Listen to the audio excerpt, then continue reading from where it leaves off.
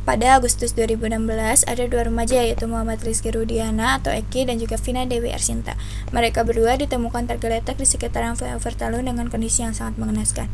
Pada 27 Agustus, sekitar pukul 10, Vina dan Eki sedang bersama di sekitaran Talun. Namun tidak disangka-sangka mereka berdua bertemu dengan sekelompok anggota geng motor yaitu Moonraker. Moonraker tersebut mengejar dan juga menyerang Vina dan juga Eki menggunakan bambu hingga mereka berdua terjatuh. Pada 28 Agustus, sekitar pukul 1, Vina dan Eki ditemukan tergeletak di sekitaran flyover Talun dengan kondisi yang sangat mengenaskan. Dalam insiden tersebut, Eki diduga telah dianiaya hingga tewas di tempat. Namun, Vina sempat dilarikan ke rumah sakit dengan keadaan yang kritis, namun nyawanya tidak tertolong. Dalam insiden tersebut, polisi menduga adanya kecelakaan lalu lintas, namun setelah diselidiki lebih lanjut tidak ada tanda-tanda kecelakaan lalu lintas, namun adanya tanda-tanda pembunuhan berencana dan juga penganiayaan. Dalam proses penyelidikan, polisi berhasil mengidentifikasi 11 anggota geng motor tersebut. 8 dari mereka berhasil diadili dan juga dipenjara, namun 3 dari mereka sempat menjadi buron bertahun-tahun hingga akhirnya ditangkap pada tahun 2024. Nah, setelah sekian lama, kurang lebih 8 tahun lamanya, polisi mencari orang-orang yang masih dalam status buronan atau daftar pencarian orang. Di tahun 2024 kemarin, polisi menetapkan satu tersangka baru, yakni Peggy Setiawan. Penangkapan terjadi pada tanggal 22 Mei tahun 2024, di mana penangkapan ini terjadi setelah 2 pekan dirilisnya film Pina sebelum 7 hari di bioskop. Nah, penangkapan ini berlangsung di Bandung. Hendaknya saat Peggy Setiawan ini pulang dari pekerjaannya sebagai buruh bangunan. Nah, setelah penangkapan, polisi juga melakukan penggeledahan di rumah nenek Peggy untuk memperkuat pemeriksaan. Sebelumnya juga di tahun 2016, polisi juga sempat menetapkan Peggy menjadi salah satu terduga pelaku. Nah, namun ia tidak dapat ditemukan oleh pihak kepolisian karena ia seringkali berpindah tempat dan menggunakan identitas palsu.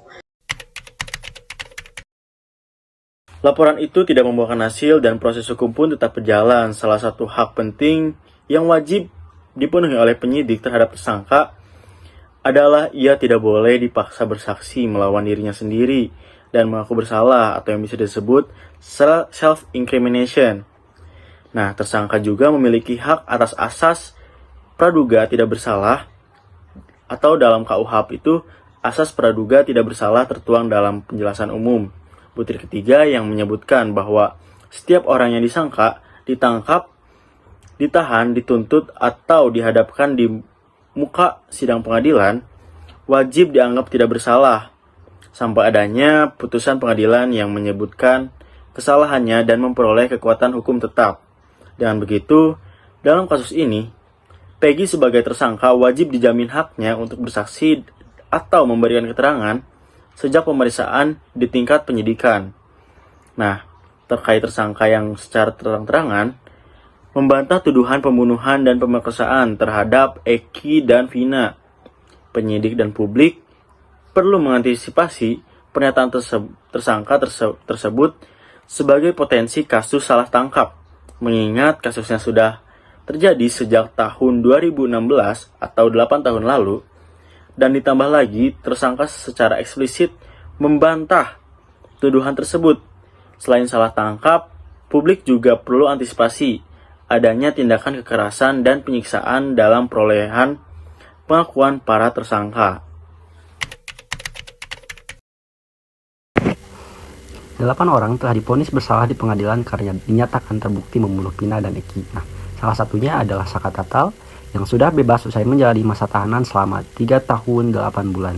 Nah, Saka mengaku menjadi korban salah tangkap dan menyatakan dia tidak ada di tempat kejadian pada malam Vina dan Eki meninggal dunia. Nah, dia juga mengklaim disiksa oleh polisi agar mengaku bersalah dalam kasus ini.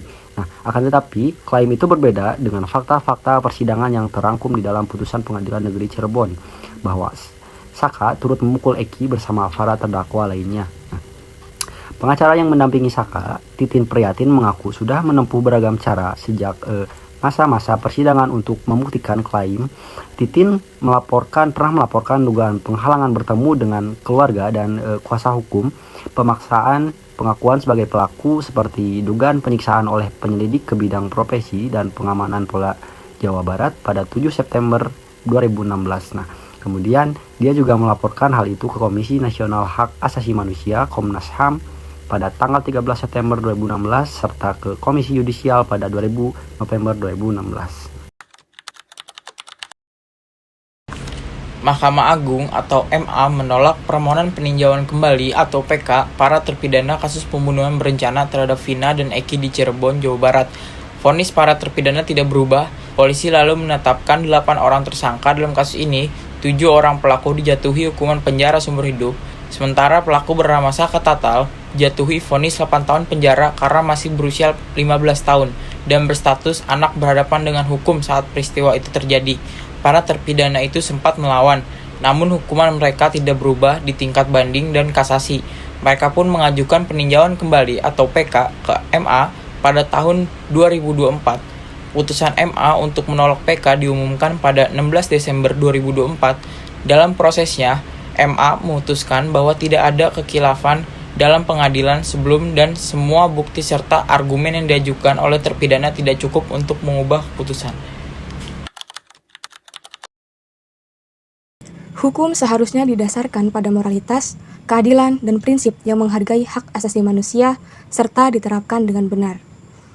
Dalam konteks ini, teori keadilan alamiah menggarisbawahi bahwa hukum harus mencerminkan keadilan yang bersifat universal dan menghormati hak setiap individu. Dalam kasus Peggy, penetapan dirinya sebagai tersangka tanpa bukti yang cukup bertentangan dengan prinsip ini juga prinsip due process of law, yang menuntut proses hukum yang sah, adil, dan transparan. Akibatnya, status tersangka Peggy dibatalkan oleh keputusan pra-peradilan yang menunjukkan bahwa hukum harus diterapkan dengan cara yang benar dan tidak sewenang-wenang. Kasus ini juga menggambarkan positivisme hukum yang menekankan penerapan hukum sesuai dengan aturan yang berlaku, namun menegaskan bahwa penerapan tersebut harus tepat dan tidak disalahgunakan. Selain itu, asas legalitas yang merupakan dasar hukum pidana mengharuskan adanya bukti yang jelas dan aturan hukum yang tegas sebelum seseorang dituduh dan dihukum. Dalam kasus Peggy, prinsip ini tidak terpenuhi karena tidak ada bukti yang cukup untuk mendukung penetapan dirinya sebagai tersangka. Di sisi lain, hukum juga bisa disalahgunakan sebagai alat kekuasaan, di mana Peggy diduga dijadikan kambing hitam untuk menutupi kekurangan bukti atau memenuhi tuntutan masyarakat. Keputusan pengadilan yang membebaskan Peggy menekankan pentingnya proses hukum yang benar dan pengawasan yang ketat terhadap penggunaan kekuasaan hukum.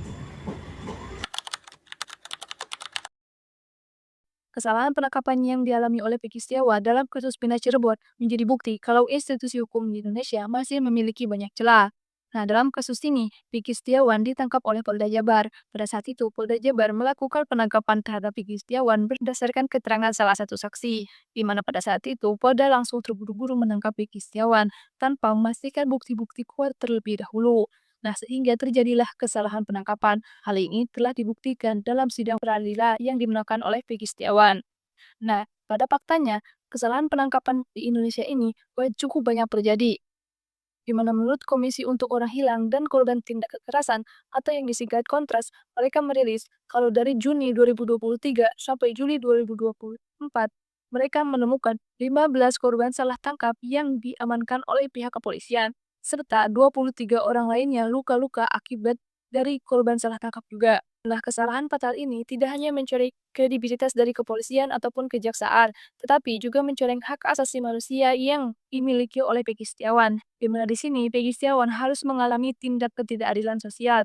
Selain itu, Peggy Setiawan juga tidak memiliki kebebasan. Dan terakhir, Peggy Setiawan ini menghadapi stigma yang buruk dari masyarakat akibat kelalaian yang dilakukan oleh pihak kepolisian. Nah, di mana seharusnya para